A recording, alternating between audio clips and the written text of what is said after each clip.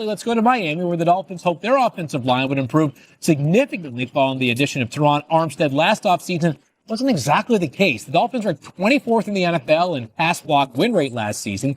That continues a troubling trend. Since Tua's rookie season back in 2020, Miami has the third worst pass block win rate in the NFL. So, Mina, do you think the Dolphins have done enough this offseason to improve that O-line? Well, they didn't really do anything. Hey, everybody. Want to talk to you today about the offensive line woes from the Miami Dolphins that continue to persist. As of today, as the date of this video, the Miami Dolphins really haven't done anything to bolster the offensive line. And as it looks now, all the Miami Dolphins are going to have available to them is somebody who gets cut, some reject from one of the other teams, some free agent, who knows, but they do not have and don't seem to be concerned with getting a top tier right tackle. In fact, Chris Grier openly said that fans are more concerned about the offensive line than he is. Maybe Butch Barry and Mike McDaniel and Chris Grier have gotten together and they think that Austin Jackson and Eichenberg are going to be fine, but they haven't shown anything, and nobody is believing that the Miami Dolphins offensive line is where it needs to be. So I got a video that I found on ESPN, NFL Live, I believe was the show, where Mina Kimes and Riddick and others discussed the Miami Dolphins offensive line. So let's go ahead and react to that. Go to Miami, where the Dolphins hope their offensive line would improve significantly following the addition of Teron Armstead last offseason. Wasn't exactly the case. The Dolphins ranked 24th in the NFL in pass block win rate last season. That continues a troubling trend. Since Tua's rookie season back in 2020, Miami has the third worst pass block win rate in the NFL. So, Mina, so that's not on Tua. That offensive line being that meager, sucking that bad, is not on Tua. That is firmly on Chris Grier not bringing in the horses to protect Tua Tagovailoa. Dolphins have done enough this offseason to improve that O-line? Well, they didn't really do anything. And she's right. They didn't really do anything. So if you didn't do anything, what do you expect to change? You think you're going to coach up Liam Eichenberg? You think you're going to coach up Austin Jackson? And then all of a sudden they're going to be better? That doesn't make any sense. So, no, I will say this. I think the Dolphins probably see it this way. They had a lot of injuries last year. Guys will be returning. And I will say there are players on the offensive line that make it a better unit than there was 2 years ago. But if their left tackle, Teron Armstead, is out for any period of time, and as much as I hate to say it, history suggests he will likely miss a few games. So understand that. That's one of the things that Dolphins fans have been pissed at me about, because I look at history. I look at experience. Mina Kimes just said the experience of Teron Armstead, the history, the data behind Teron Armstead tells us he's going to miss a few games. I've said that same thing using historical data and historical experience about the quarterback, and people go nuts. But it is real. We got to expect that Teron Armstead is probably going to miss a few games. Let's continue. This offensive line could be a real problem, especially if defenses force Tua to go beyond his first read, as we saw more often in the second half of last season. Nobody talks about that. I mean, nobody talks about it. They talk about the concussions hindering Tua. They don't talk about people forcing him off the first read, taking away spots on the field, and then having to make a read when the first read isn't open, which is then where you put the pressure on your offensive line. Because if he's back there and he's getting the ball out quickly, no real big deal. So if he has to pull it down because, whoa, that first read isn't open, or he looks and that second read isn't open, that's where you open up Tua to injury, because the offensive line has to hold their blocks longer. Let's continue. And the reason this drives me crazy, or at least makes me concerned, is because otherwise, this is one of the most stacked rosters in the NFL. That's what I don't understand. The entire roster is stacked. You went out and got the best players, talking about you being Chris Grier. You went out and got the best players to surround Tua, except for the offensive line. How did you stop short and not write the check for that? How did you not bring in a top flight right tackle? How did you not bring in a second-tier top-flight left tackle in case Teron Armstead goes down? How did you fail in that regard? I just hope Butch Berry does get these guys that are staying, that are remaining, that are healthy this year back to top-tier status, or get them to top-tier status. I love everything else they did this offseason, particularly on defense. They should absolutely be contenders in the AFC, but I do worry that any injury to this offensive line that's already fragile could hold them back. She's absolutely right. The Dolphins are stacked from top to bottom, except on the offensive line. But they could possibly even overcome that because this defense has the potential to be so good. But listen to what this guy says as he talks about Tua's reads. Absolutely. I mean, look at that offense last year. Tua Tagovailoa was #1 throwing passes over the middle of the field. But see, nobody also talks about that when they talk about him being a top-rated quarterback in the league. They don't talk about November, December, and late October and what happened and how the defenses basically went, we see what he's doing. Defensive coordinators in the National Football League are extremely smart. Once they start to see some stuff on film, they can react. And that's what happened in the second half of the season. Teams noticed that as the year went on, they started taking away the middle of the field. Tua was just 16th on throws outside the numbers. And Did you know that?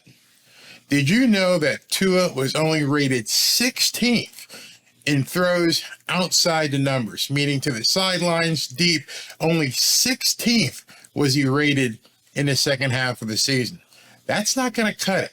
And he had to do that because they were taking away his first and second reads on the slants and stuff over the middle. Offensive line, which had to hold up for longer once those quick throws over the middle were taken away, wasn't always able to keep up. On top of that, they need to run the ball in situations where you need to run the ball effectively. This, according to Football Outsiders, they were the third worst rushing offense in football in power rushing situations. So, see, it's not just about running the ball. Everybody says, oh, just run the ball more. You have to run the ball in the right situations. And those right situations are called power run formations, power run instances. You have to be able to convert. You have to be able to make it on 3rd and 1, 4th and 1, 4th and inches. That's when those 4.9 yards per carry from Raheem Mostert and stuff really matters, is when you have to run, when the defense knows you have to run, and they stop you because your offensive line can't get the job done. Let's continue. The offensive line doesn't have to be great, but can they give Tua enough time, and can they run in situations where you need to run to extend drives and score touchdowns? That's just it. They don't have to be great. They don't have to have a bunch of all pros up front. You just have to be able to execute when you're supposed to execute. And if you do that, you're hoping that the defense is going to be strong enough, which it looks like it, to overcome some of the inadequacies on the offensive line. They do have the ability to overcome their offensive line inefficiencies, and Louis Riddick's going to talk about that right now. All right, so Louis, Bill just kind of referenced it. Even if the offensive line isn't great this year, the Dolphins have enough elsewhere to overcome some of those offensive line deficiencies? I absolutely believe they do. And look, and when you're talking about the offensive line, I think they need to be helped out from a philosophical standpoint. Now, understand what he's saying. He's getting ready to talk into a philosophical standpoint, meaning the coach. The coach has to commit to the run.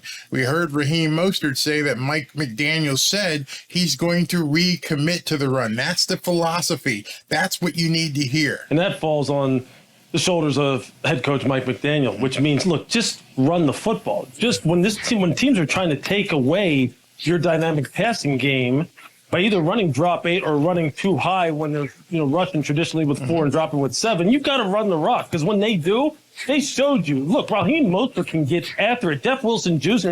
can get after it. They just drafted Devin A-Chain from Texas A&M in the 3rd round. These guys are burners now, and they are tough as hell. And this offensive line, look, any offensive line will tell you, any offensive lineman will tell you, let me get up on my hands and let me get up on my toes and come off the. So what he's saying, when he goes, let me get up on my hands, let me get up on my toes and come after you. As an offensive line, your weight shifts according to what your blocking scheme is. If you're blocking on a pass, you're not going to put all your weight forward, which makes it very hard to do a run block because you're not going to be able to push off. You're not going to get your toes in the ground.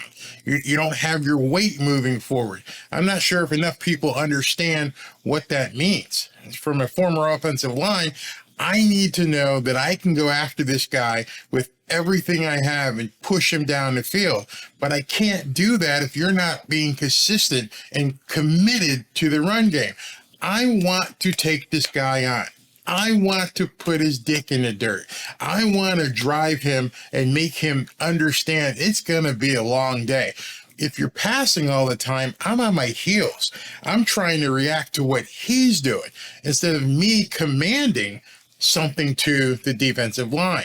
That's a huge difference that Lewis is talking about. And as an offensive lineman, I know exactly what he's saying. Football. Let me start smacking this guy in the mouth a little bit so I put some doubt in his mind as far as whether it's going to be run or pass. Because if they're just... Yeah.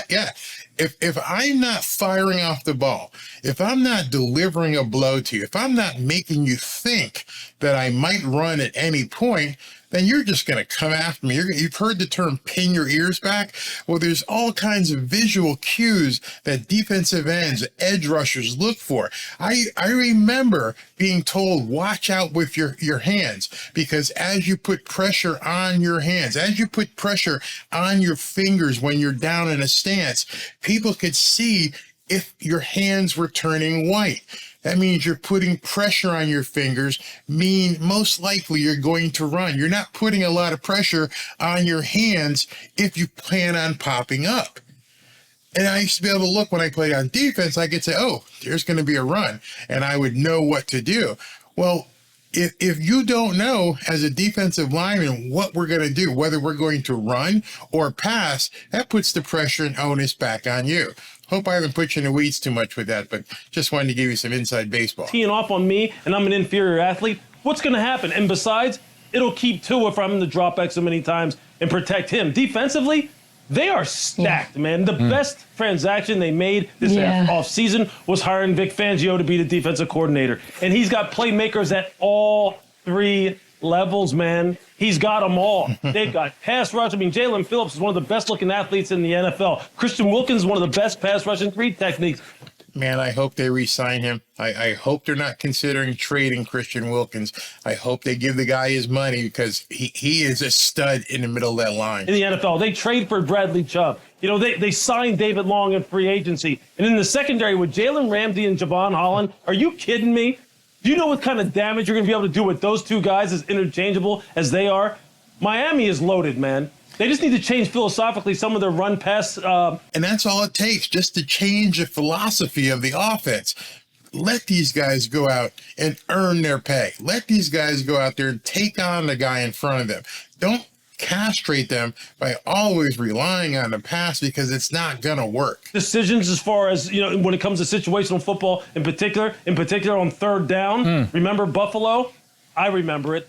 They'll be okay. They're going to be right there with the big boys for sure. So there you have it. Everything, including Tua's health, is dependent upon the offensive line play, which, as of today, Mike McDaniel and Chris Greer really haven't done anything about. In fact, they kind of laughed at us all as fans and said, don't worry, we got this. You guys are more worried about this than we are. All right. If that's what you say.